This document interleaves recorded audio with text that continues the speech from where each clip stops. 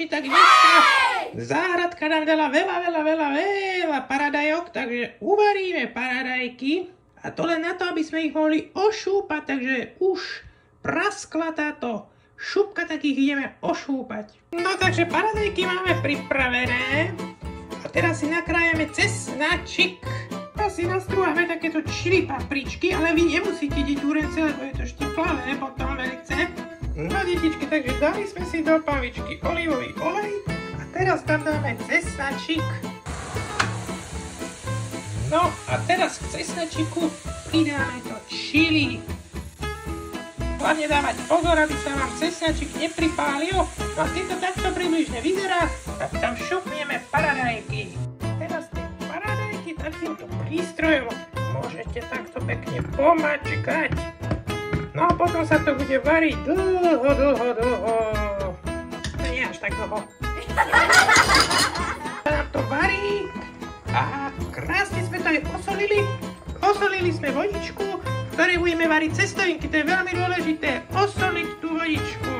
Pozrite sa, ako sa nám to krásne varí. Deťurence, toto nemusíte vyhubiť. Ale môžete tam pridať olivy. Kupujte také jednoznačne s kôstkami čierne, tie sú najlepšie. A potom ešte môžete pridať bazálku na záver do toho. Nech sa to tam pekne tak sparí, uvidíte. Tak my to tam ideme pridať už. Špagetky už sa nám varia. Omáčka už je hotová, tak vypneme oheň a šupneme tam túto bazálku. Sa to pekne sparí. Tak sa to tam dáme. Mňam.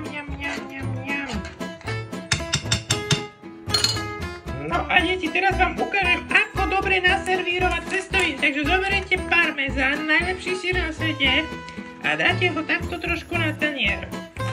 Parmezán sa dáva vždycky na cestoviny, ale je dobré ho dať aj trošku pod cestoviny, je to taká finta.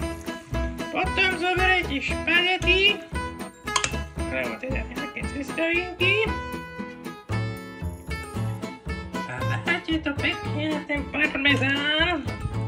Dobre, keď to máme, čo urobíme? Nadáme na